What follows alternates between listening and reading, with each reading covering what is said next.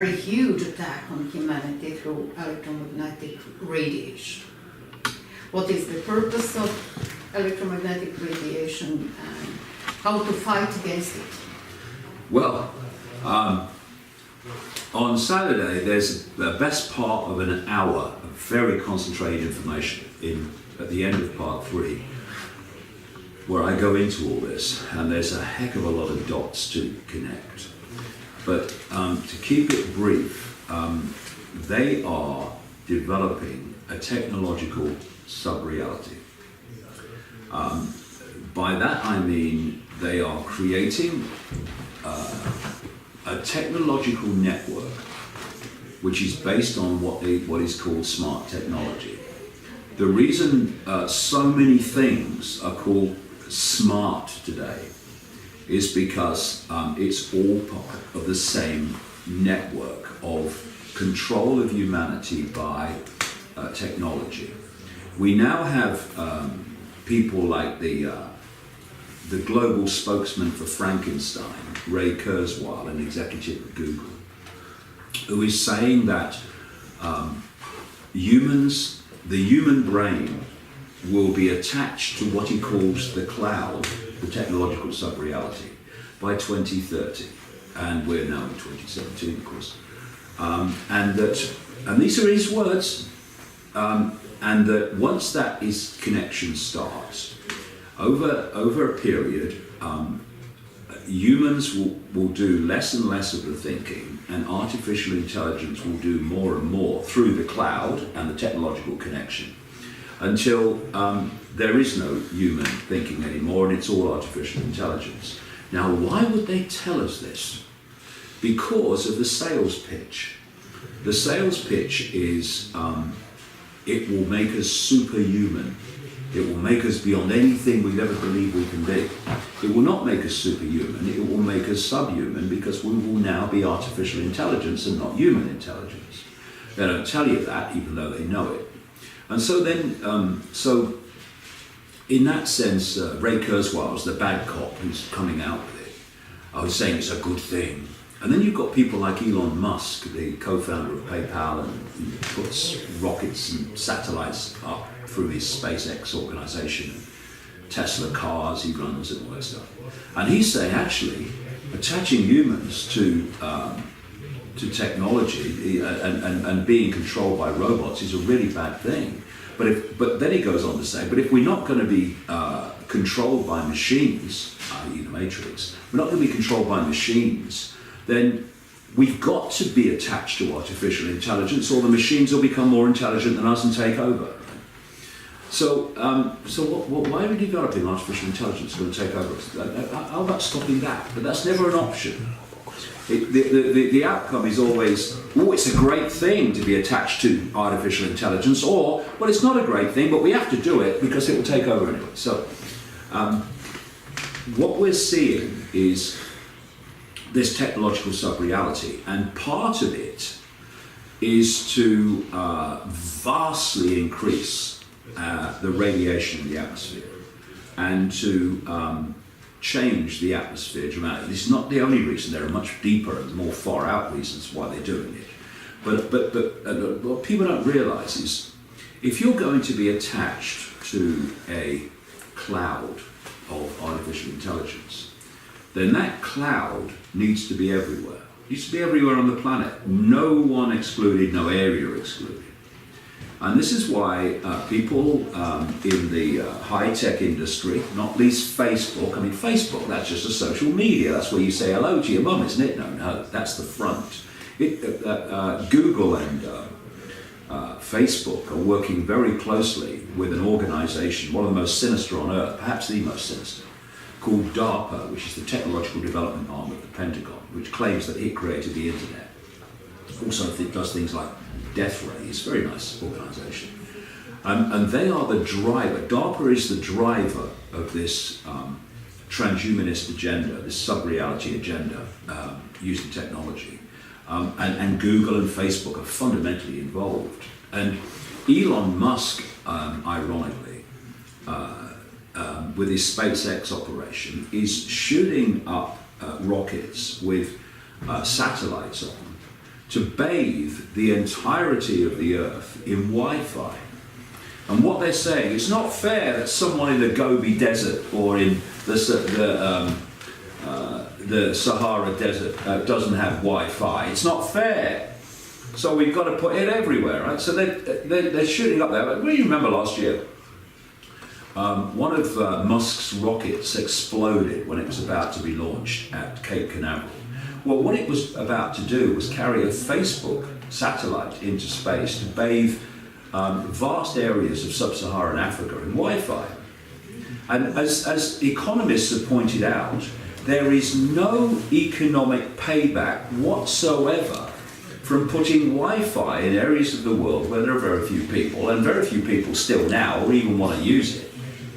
But they're still doing it. And to give people an idea of the scale, an Indian rocket was sent up not long ago, which broke the record for launching the most satellites in one rocket launch, 104. They don't, tell us in the newspapers all the satellites that are going up. And what are they doing? They're not shooting outwards, they're shooting inwards. And they're all part of creating this sub-reality. So this is what is happening. And of course, the vast increase in atmospheric radiation has an impact upon the human mind, impact on human emotion, and impact on human health, because what is the body? It is an electromagnetic radiation field, so it's got to be impacted upon when the radiation field that we are interacting with is changing because of technological intervention. And these are the levels of what's going on that are way beyond Donald Trump and even the French election. And I'm not saying they're not important, they are relevant because of their immediate impact and what have you. But they want us to focus on who's going to be French president and who's going to be American president and all the rest of it, because then we don't widen our focus and look into these areas we're talking about now, which is how our very atmosphere is being changed in line with an agenda of human control that involves connecting humanity to technology. And it's happening. It's happening. This is what the getting people addicted to technology and smartphones is all about. We're being taken along a journey. Get them addicted to things they hold, then move to things they wear, smart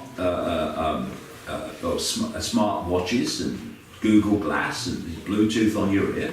Get them on the body, and the next stage then is we'll get them in the body, and that's what's happening now.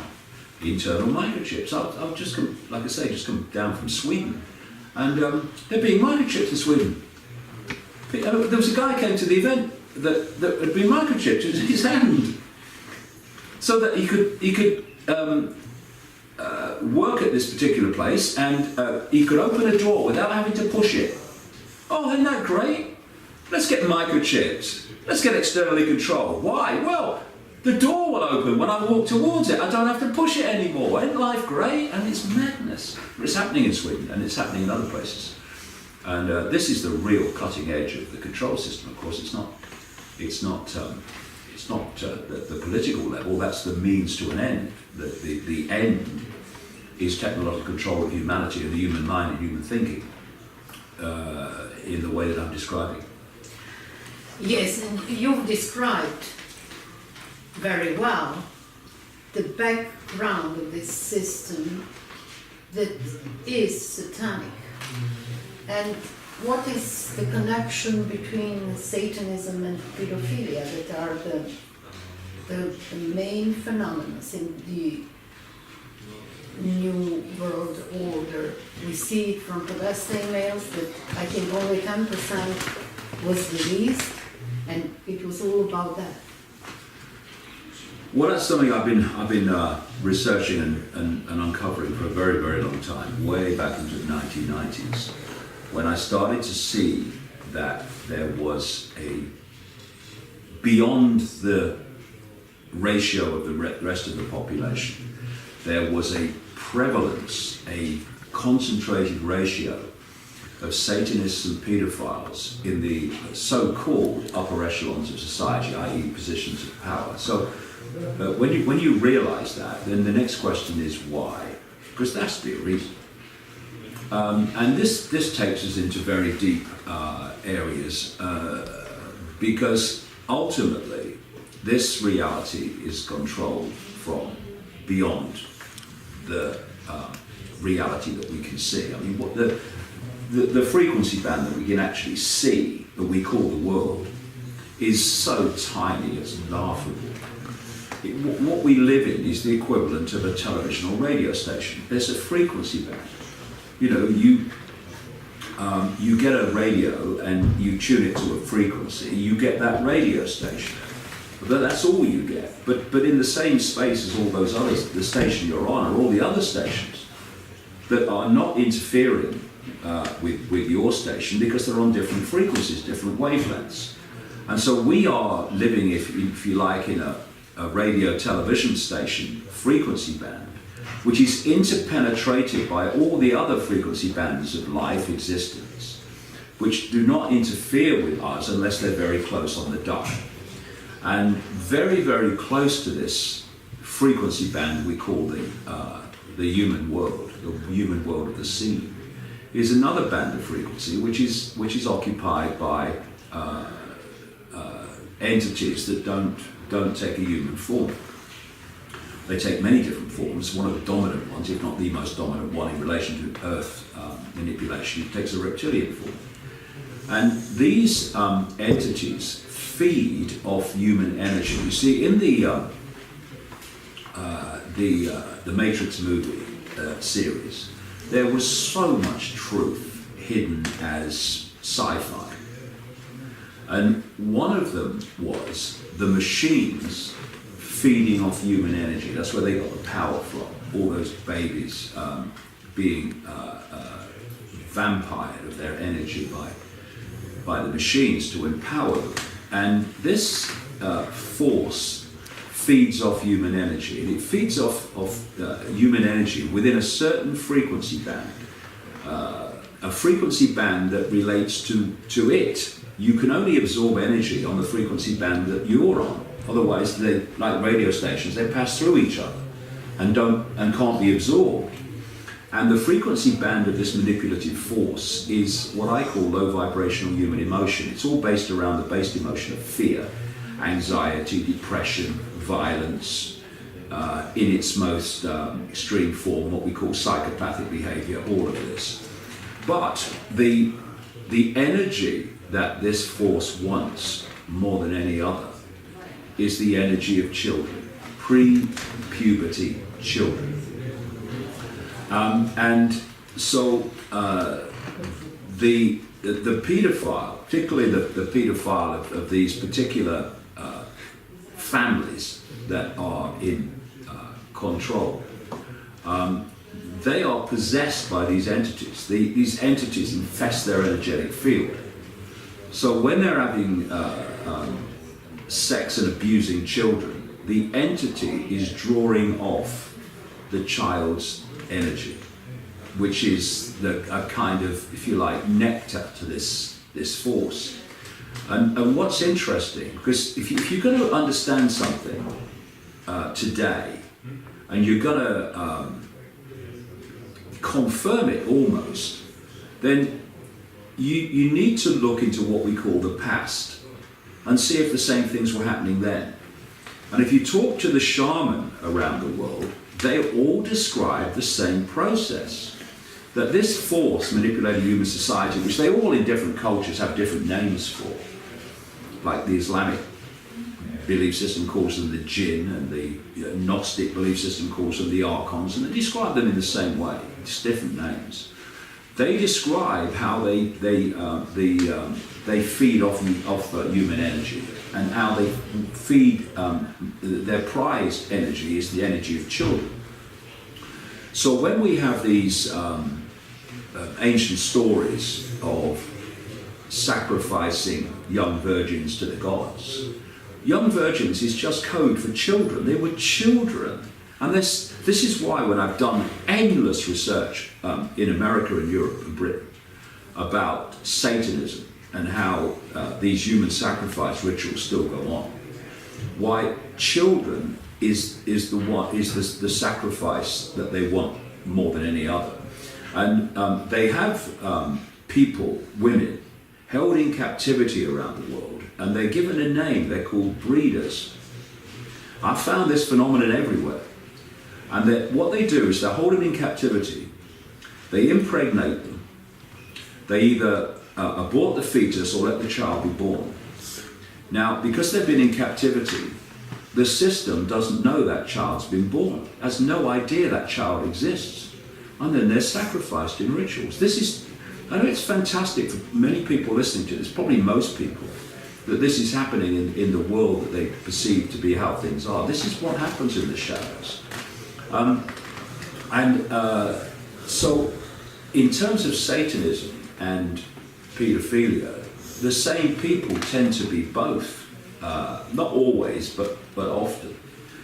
And Satanism, the satanic rituals, is the interaction with this force, with these entities in the hidden, the gods as they're perceived. That's what satanic rituals are all about. And I've talked to people around the world who've taken part in these rituals. And they tell me how, in the most powerful of them, an energetic gateway is created, which allows these entities to slip very briefly, often, into the ritual. And many people around the world have described the same thing. Of suddenly, in this ritual, this often hideous figure kind of manifests in front of you. Because to come from the frequency band that they're on into our frequency band demands a massive amount of energy to make that connection. You see, you know when people feel that there's a ghost in the room or there's some presence in the room, what do they often say? The room went really cold. Why? Because for that entity to manifest in any way in our reality, it draws the energy to itself to make that transition. And as it draws energy to itself, it takes energy out of the place where you are in the form of heat. That's why the room goes cold. And it's the same kind of process that I'm talking about in these rituals. And so some of the most famous people in the world, including the British royal family, it's all in my books, including former British prime ministers and ministers, including people like George Bush and another guy, Alan Greenspan, the long-time head for a long period of the Federal Reserve in America, the privately owned Central Bank of America. They've all been named to me many times, especially the British royal family, as taking part in satanic ritual sacrifice, which fits the whole story when you look into the background of these people. It fits. Now, here's the point. If you have so little or no empathy, you have no capacity for compassion to the point where you can torture and sacrifice a child, what limits are there in what you will do in your behavior? Pepper bombing cities full of civilians, as in the Middle East over and over again, and they're doing it now in Mosul, or they're doing it now in Raqqa, creating world wars that create mass death, destruction and suffering. That's only a problem if you have an emotional comeback, if you have an emotional consequence. If you have no emotional consequence, and these people don't, this is why they can do this to children and have no emotional comeback, then there are no limits. Compassion, empathy, is the fail-safe mechanism of human behavior. It's what stops people doing things, because they can put themselves in the place of the people who are the victims of what they would potentially do. So they won't do it. Because the empathy stops them. You imagine no empathy. You can do anything to anyone and you have no empathy whatsoever, no emotional consequence. This is the people we're dealing with. These are the people running NATO. These are the people running the European Union. These are the people running countries. These are the people running Britain. They're certainly the people running the United States. They are machine-like. They are software-like rather than human-like in the sense that we perceive human. And once that penny drops, people stop judging what these people will do by what they would do. The great dismissal that I've heard over the years is when you're explaining the scale and the depth and the depravity of what goes on, they say they would never do that. No, you would never do that. Not only will they do it, they get a rush from it. It's very hard, I know, for people to appreciate this, the depth and the scale of what we call evil that's behind world events. And what is evil? In English, if you spell evil backwards, it's the word live. Evil is an inversion of life. And this is why, because it's an inversion of life, this is why they're obsessed with death. This is why Satanists do their rituals in churchyards and what have you. This is why they do sacrifices, or one reason. They're obsessed with death. Because death has a frequency, and it's a frequency they can absorb. Whereas life and love and compassion and empathy are all high frequencies they can't absorb. That's why they don't want a world of love and empathy and compassion, because it's denying their energetic sustenance. And here's a point. I've noticed very clearly as the years have gone on that there is a clear global campaign to delete empathy. To delete empathy. And one of the main ways they're doing it is violent computer games. Kids play violent computer games and it's about killing and all the rest of it. You are deleting empathy. And that's what they want. So if we want to stop it happening, let's